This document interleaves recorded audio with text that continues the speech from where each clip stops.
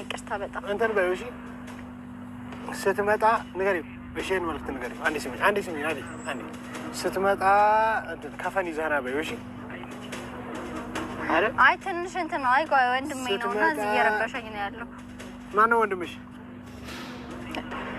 አዎ አንተም ታውቀው ወንድሜ አንተ አሳውቅ ካለው እኛም ቦሌ አካባቢ ነኝ። ከመጣህ ነው እኔ አልሆነልኝም ሸቃላ መሆኔ የሚል እንትን አለና እንግዲህ ላንቺ አልሆነልሽም ምንም ማድረግ አይቻልም። ከሚፍታ ወስዶ አጋትሮሻልና እንግዲህ ቻዩ መቼም አልበገርም። ለፕራንክ ማንም ሰው አያደርገኝም ተሸንፌም አላቅም ብሏል። እንግዲህ ያው በፕራንክ በኩል ቢቀርብሽና በሌላ የሆነ ሳያስብ ማስደንገጥ ምናምኑን ነገር ብቻውን ብትሞክሪ ባለበት በቃ ታማምኩኝ ብለሽ እንዴት እንደሚወደሽ ራሱ በዛው ታውቂያለሽ። እና እንደዛ ብለሽ እሱን ቅውጥ አድርጊው እንጂ በእንደዚህ በፕራንክ ደግሞ ይሸወዳል ብዬ አላስብም።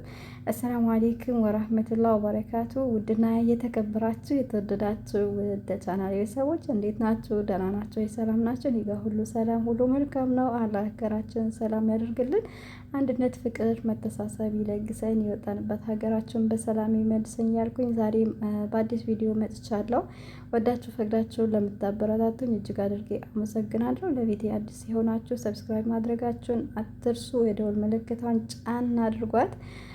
እንግዲህ ያው አዲስ ሙሽሮችን ይዤላችሁ መጥቻለሁ። ሙሽሮች እንበላቸው እንደዚህ ሙሽሮች ብለን እናስጨናንቃቸው በኮሜንትና በቪዲዮ በቃ ፕሮፋይል በመቀየር ምናምን የአመቱን አድማቂ የዩቲዩብ አድማቂ እናደርጋቸው ማለት ነው። ሌሎች እንኳን እጅ ብለውናል።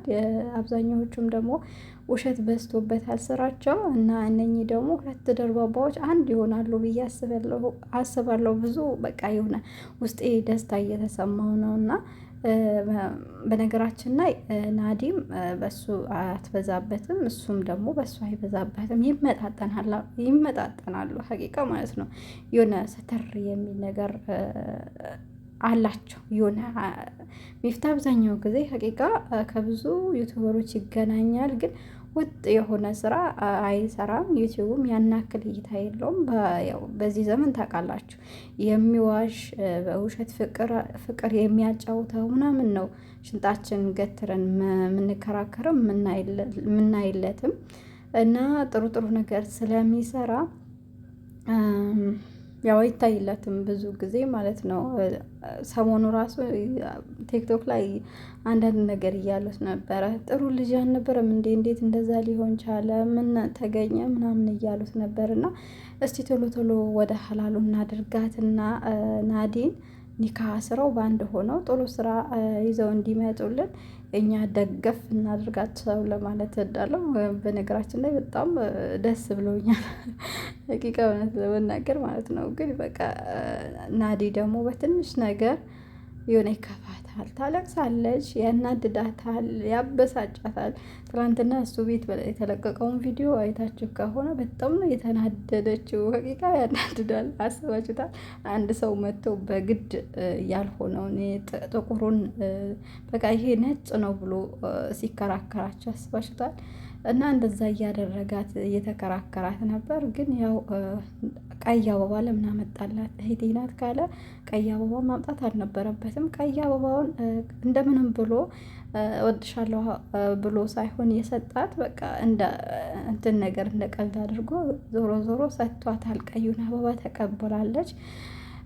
ተክሎት ውሃ ጠጪው እያላት ምናምን ነገር እሷም ደግሞ ምን እያለች ነበር? ወይኔ ስታምር ደስ የምትል አበባ ናት ምናምን ብላ እሷም ደግሞ የምኞት ነበራት ማለት ነው ለዛች አበባ። ግን መጨረሻ ላይ የእሷ ሆነች። ግን በግድ ነው ያስባላት። የእህቴ ነሽ፣ ነጭ ነው በቃ ለነጭ አበባ ደግሞ ለእህት ነው የሚሰጠው በይ ነው በግድ ነው በያላት። ዞሮ ቀዩ አበባ የእሷ እንደሆነ ተረዳለች ማለት ነው። ተቀብለዋለች። አያዳኩል ያህልን እንግዲህ ፍቅሩ ዳዴ እያለ ነው። በእግሩ እንዲሄድ ቆሞ እንዲሄድ ደግሞ የኛ ትግል ያስፈልገዋል። ብዙ ጊዜ ሰዎችን ያው እኛን የምናጋባው በኮሜንት ይጋቡ የምትሉ እነ ሀይሜ ምናምን ያጋባ ነው እኛ ነውና እነሱንም ልናጋባቸው ይገባል ለማለት እወዳለሁኝ። ከምትሳደቡ አንተ ጥሩ ሰው አልነበርከም ወይ ንካስ አታስር እንደዛ ትላለህ፣ ሴት ከሴት እንደዛ ትላለህ ምናምን ከምትሉ በቃ ንካ እሰርላት ብላችሁ አጨናንቁት። በነገራችን ላይ ያው ቲሸርት ማሰርተው የሆነ ማች ለብሰው ነው የመጡት የዛሬ እና በቅርብ ጊዜ ደግሞ ኒካ አስረው እናያለን። ሳውዲም የሚሄድበት ምክንያት ወይ ለሱ ሊሆን ይችላል እና ሳይነግራት እዛ ሄዶ ኒካ ሊያስር ሊሆን ይችላል። በነገራችን አይታወቅም።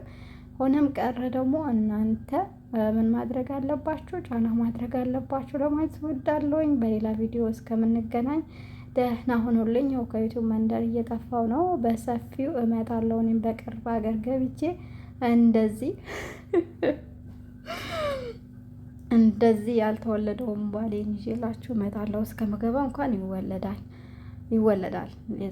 የዛሬ ወይ ተናግሬ ነበር እና ለማንኛውም ለቤት አዲስ የሆናችሁ ሰብስክራይብ አድርጉኝ። እኔም ሀገር ልገባ ነው ማለት ነው። የፈለጋችሁትን ቦታ አስጎበኛችኋለሁ። የፈለጋችሁትን ነገር ማዘዝ ትችላላችሁ። ቤቴ ክፍት ነው ለማዳም ቅመሞች። እኛ ማን ሆነው ነገር የለም፣ በተለይ እኛ ዩቲዩበሮች ማለት ነው። ስለዚህ ሰብስክራይብ አድርጉኝ።